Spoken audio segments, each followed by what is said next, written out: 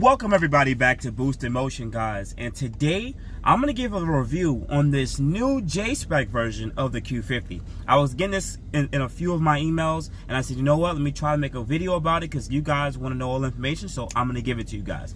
But before I get into the video, guys, please, if you watch some of my other videos and you enjoy them, and you watch this when you enjoy it, subscribe to the channel and hit the bell notification. But let's get into the video. Alright guys, so here's some quick facts, right? Number one, the VR30 is made and produced in the USA and is exported to other countries. One of those countries is not Japan. Japan is basically on its eco-friendly stuff, pretty much, where it only produces the hybrid 3.5 V6, the 2.0T for the Mercedes, and I do believe they have I don't know if they use a 2.2 diesel or not too positive, but they're really eco-friendly. Now, they debuted this motor over there in their what they call number 2, the 400R. Now, that number designation is actually from the R33 Skyline, which is pretty much the track edition. Now, to me, if they're gonna give that 400R to a Q50, it needs to live up to that 400R R33. And already from looking at the pictures, I don't see anything different. Pretty much based on the statistics, which we'll get into later, it's basically just a red sport. But let's move on to number 3. They actually have introducing a new type of packaging over there with electronics. Nissan Infiniti is trying to go with full autonomous driving, where our version right now, we could pretty much get in the car, drive, and it could brake for us, it could accelerate for us, and it could hold lanes. So we necessarily don't really have to touch the steering wheel. With the newer version, the car should be able to turn lanes, but it'll turn lanes with assist of us, which is really weird. It's not really full autonomous, but they're working their way towards it. But otherwise than that, guys, let's just get into the video so I could just start breaking down some of this stuff. Alright guys, so let's jump and start about this front end. Everybody is talking about this front end, and you guys want my opinion, so I'm going to give my opinion. Honestly, I'm going to have to see it in person, but based on pictures, it's basically a GTR front end.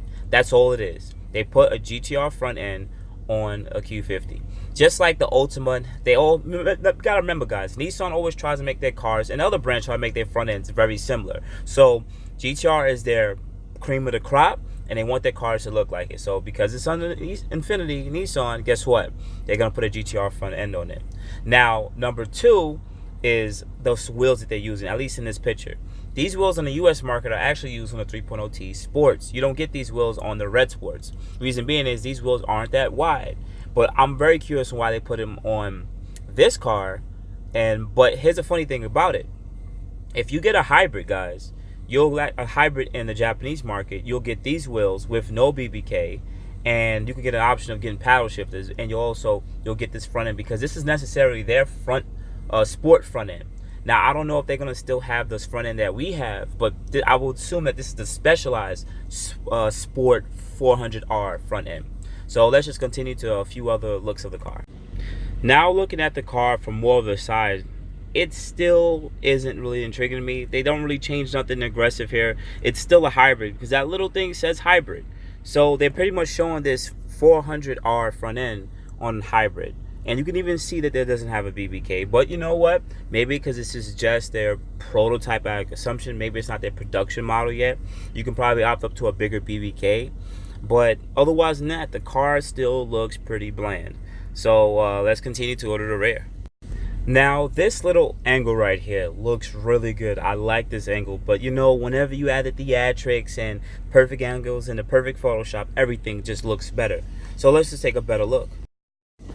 Alright guys, so first thing I gotta sit there and say is I think this picture is a good picture of it because it reminds me of the G37s and the G35s, and they should have carried it over into the Q50s and the Q60s, but they didn't. They want to give it a more elegant look. Now, I gotta be fair to the J-Spec version because in Japan, this is pretty much going to be their fastest ever Skyline ever made, but we had this for like 3-4 years already, which is the first time ever. Now, I think Nissan Infiniti is doing a terrible job at this. Reason being is they're making a Japanese version of the motor now, and it's the same amount of power that's over here.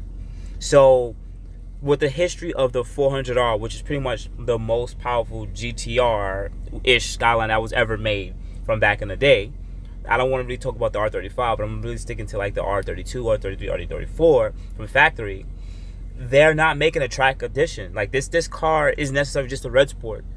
And I really wish that Infiniti and Nissan would have just sat there and made this car hardcore and brought it to the Japanese market. Seems like they just gave the car the front look of a GTR, and that's about it. That's all they did. So people over there, I know everybody that's probably from over there is probably happy they finally got a powerful motor, but I think they're really short-ending you guys over there, because now if the engines are going to be built over there, let's assume they are, hopefully that they actually decide to from factory over there make better turbos for it, maybe better software. And you know what's the good part? Once it's made in Japan, guess what, guys? Now we're gonna have JDM parts being made over there that we can get over here. So there might be a market just starting to increase now, just because they're releasing the VR30 over there. So in this case, I think this is actually great news for the motor and the platform itself, because now we will get JDM companies that will make parts for this motor. So I think the future is really going to be great for the Q50 and Q60 community when it comes to VR30, because necessarily the 400R is under Nismo. So if they could just get involved in making parts and other companies making parts for this motor, oh my God, our future could be really bright. You never know. They could start making bigger turbos over there. They might start making so much parts and everything for this platform. That would be so great. But otherwise than that, guys, tell me what you think. Am I wrong? Am I right? Am I losing my mind here? I believe that yes, the 400R is something very high to live up to, and Infiniti and Nissan pretty much is gonna have to really show and bring it and set it to actually show that they can actually compete and make something that can live up to that 400R name. Otherwise, guys, if you enjoyed this video, please hit the like button. If you watch some of my other videos, I bring out content for the Q50, Q60 community, and I want you guys to just enjoy the videos that I make. And if you like them, hit the subscribe button with the bell notification. Otherwise, then guys, this was just one of my first time making a video when it comes to pictures and just having some narrated talk. But otherwise, guys, thank you so much. Appreciate it. You have a good day. Thank you.